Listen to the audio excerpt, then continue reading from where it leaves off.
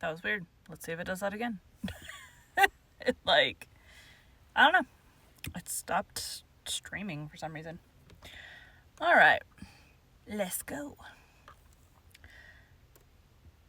Today we'll be continuing Pride and Prejudice by Jane Austen. Chapter 8. At 5 o'clock, the two ladies retired to dress, and at 6:30 Elizabeth was summoned to dinner. To the civil inquiries which then poured in, and amongst which she had the pleasure of distinguishing the much superior solicitude of Mr. Bingley, she could not make a very favourable answer. Jane was by no means better. The sisters, on hearing this, repeated 3 or 4 times how much they were grieved, how shocking it was to have a bad cold. Ow. Allergies. Bad cold. And how excessively they disliked being ill themselves, and then thought no more of the matter. And their indifference towards Jane, when not immediately before them, restored Elizabeth to the enjoyment of all her original dislike. Their brother, indeed, was the only one of the party whom she could regard with any complacency. His anxiety for Jane was evident, and his attentions to herself most pleasing, and they prevented her feeling herself so much an intruder as she believed she was considered by the others.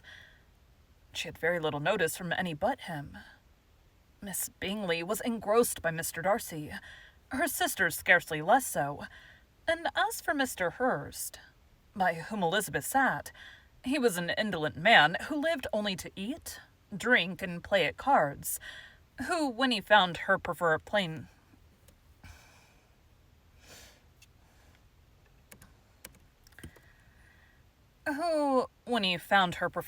dish to a rag-out, had nothing to say to her.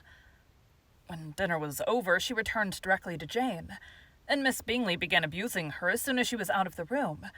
Her manners were pronounced to be very bad indeed, a mixture of pride and impertinence. She had no conversation, no style, no taste, no beauty. Mrs. Hurst thought the same, and added,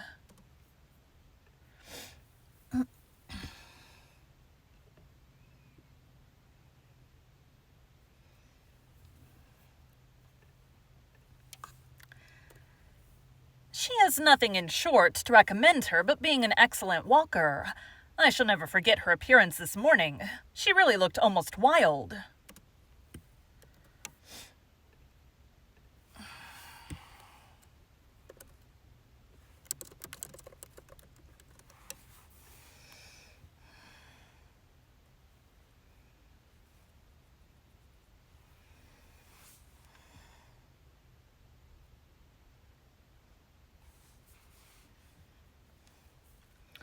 Miss Bingley.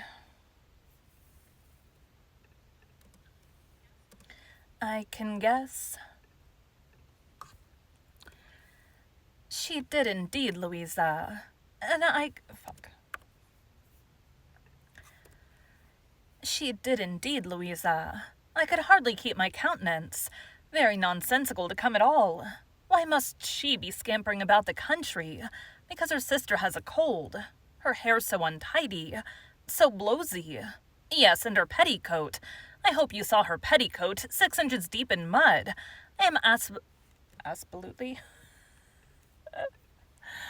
We called her Louisa.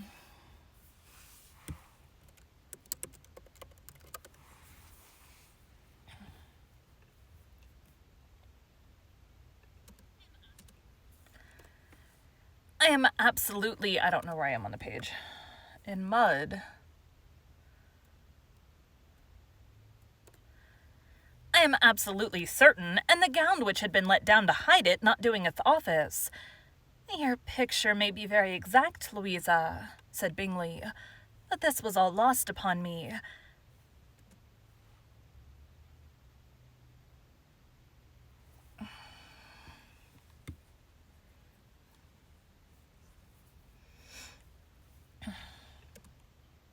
I think that's supposed to be Mr. Bingley.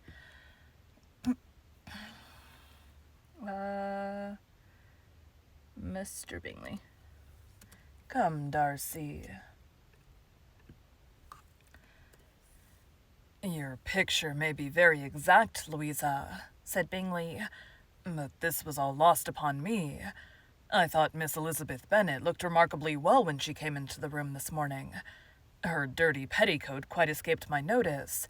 "You observed it, Mr. Darcy, I am sure," said Miss Bingley, "and I am inclined to think that you would not wish to see your sister make such an exhibition." His voice was... "With great energy. With great something." "Certainly not." "To walk 3 miles or 4 miles or 5 miles, or whatever it is, above her ankles in dirt, and alone. Quite alone. What could she mean by it? It seems to me to show an abominable sort of conceited independence, a most country-town indifference to decorum." "It shows an affection for her sister that is very pleasing," said Bingley. "I'm afraid, Mr. Darcy," observed Miss Bingley in a half-whisper, "that this adventure has rather affected your admiration of her fine eyes." "Not at all," he replied. "They were brightened by the exercise." A short pause followed this speech, and Mrs. Hurst began again. "I have an excessive regard for Jane Bennet. She is really a very sweet girl, and I wish with all my heart she were well settled. But with such a father and mother and such low connections, I'm afraid there's no chance of it. Should be Darcy. "I think I've heard you say that their uncle is an attorney in Meryton." "Yes, and they have another who lives somewhere near Cheapside." "That is capital," added her sister, and they both laughed heartily. "If they had uncles enough to fill all Cheapside," cried Bingley, "it would not make them one jot less agreeable. But it must very materially lessen their chance of marrying men of any consideration in the world," replied Darcy. To this speech Bingley made no answer, but his sisters gave it their hearty assent, and indulged their mirth for some time at the expense of their dear friend's vulgar relations. That was a good pausing time. Car. With a renewal of tenderness, however, they repaired to her room on leaving the dining parlour, and sat with her till summoned to coffee. She was still very poorly, and Elizabeth would not quit her at all till late in the evening, when she had the comfort of seeing her asleep, and when it appeared to her rather right than pleasant that she should go downstairs herself. On entering the drawing-room, she found the whole party at loo, and was immediately invited to join them. But suspecting them to be playing high, she declined it, and made her sister the excuse, said she would amuse herself for the short time she could stay below with a book. Mr. Hurst looked at her with astonishment. "Mr. Hurst, do you prefer reading to cards?" said he. "That is rather singular."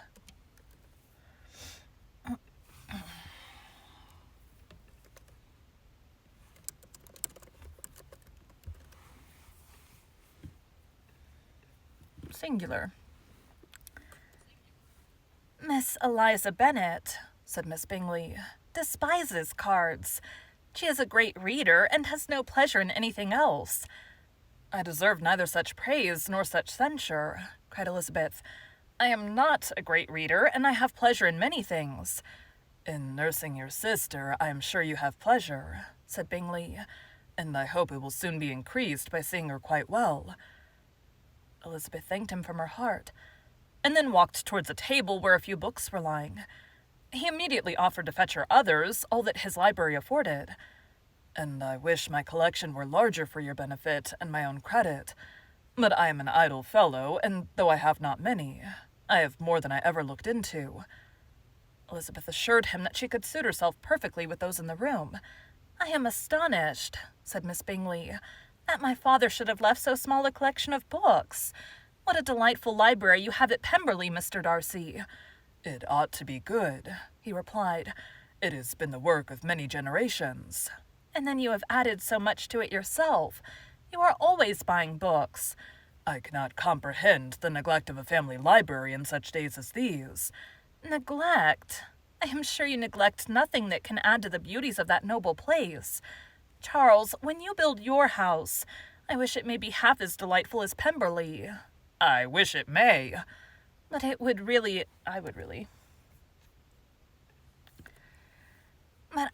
advise you to make your purchase in that neighborhood, and take Pemberley for a kind of model. There's not a finer country in England than Derbyshire. Derbyshire? Mm-hmm.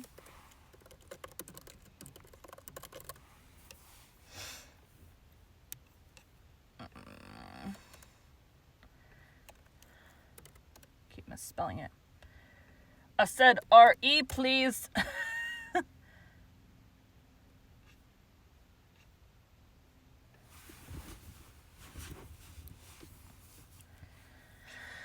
I gotta watch an ad.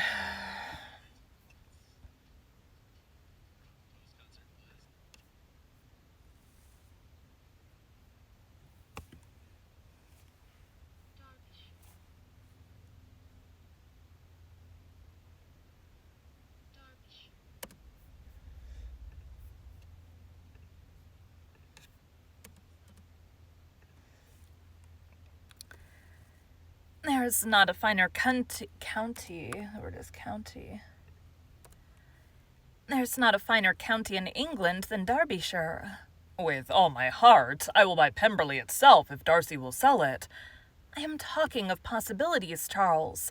Upon my word, Caroline, I should think it more possible to get Pemberley by purchase than by imitation. Elizabeth was so much caught by what passed. Was that Mrs. Hurst, or was that Miss Bingley? Darcy?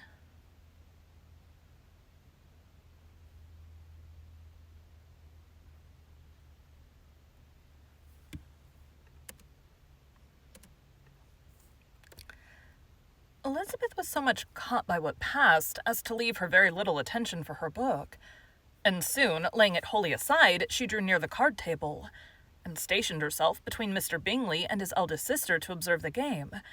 "Is Miss Darcy much grown since the spring?" said Miss Bingley. "Will she be as tall as I am?" I think she will.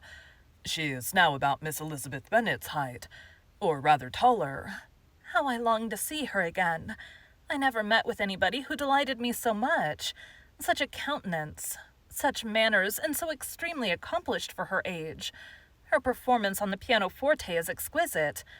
"It is amazing to me," said Bingley, "how young ladies can have patience to be so very accomplished as they all are." "All young ladies accomplished? My dear Charles, what do you mean?" "Yes, all of them, I think. They all paint tables, cover screens, and net purses. I scarcely know any one who cannot do all this, and I'm sure I've never heard a young lady spoken of for the first time without being informed that she was very accomplished." "Your list of the common extent of accomplishments," said Darcy, "has too much truth. The word is applied to many a woman who deserves it no otherwise than by netting a purse or covering a screen. But I am very far from agreeing with you in your estimation of ladies in general. I cannot boast of knowing more than half a dozen in the whole range of my acquaintance that are really accomplished." "No, nor I am sure," said Miss Bingley. "Then," observed Elizabeth, "you must comprehend a great deal in your idea of an accomplished woman." "Yes, I do comprehend a great deal in it." "Oh, certainly." That's got to be the other one. "Oh, certainly," cried his faithful assistant. "No one can be really esteemed accomplished who does not greatly surpass what is usually met with.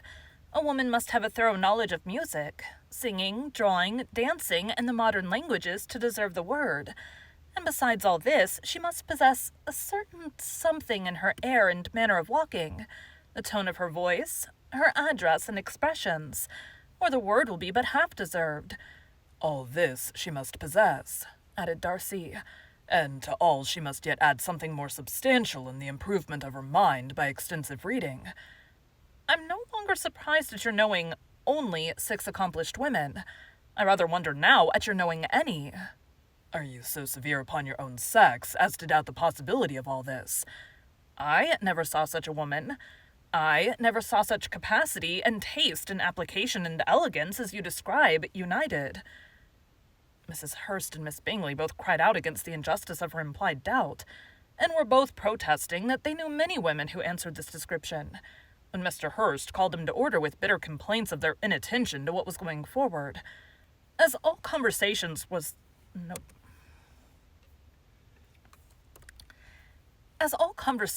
thereby at an end, Elizabeth soon afterwards left the room.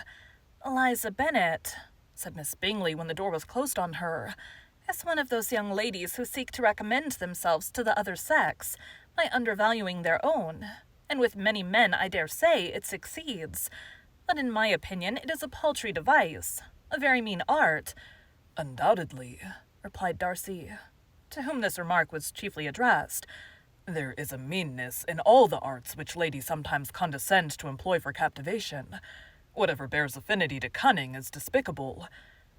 Miss Bingley was not so entirely satisfied with this reply as to continue the subject. Elizabeth joined them again, only to say that her sister was worse, and that she could not leave her. Bingley urged Mr. Jones's being sent for immediately, while his sisters, convinced that no country advice could be of any service, recommended an express to town for one of the most eminent physicians. This she would not hear of, but she was not so unwilling to comply with their brother's proposal, and it was settled that Mr. Jones should be sent for early in the morning, if Miss Bennet were not decidedly better. Bingley was quite uncomfortable. His sisters declared that they were miserable. They solaced their wretchedness, however, by duets after supper, while he could find no better relief to his feelings than by giving his housekeeper directions that every possible attention might be paid to the sick lady and her sister. Thank you for joining Bite at a Time Books today, while we read a bite of one of your favorite classics. Again, my name is Bree Carlile, and I hope you come back tomorrow for the next bite of Pride and Prejudice.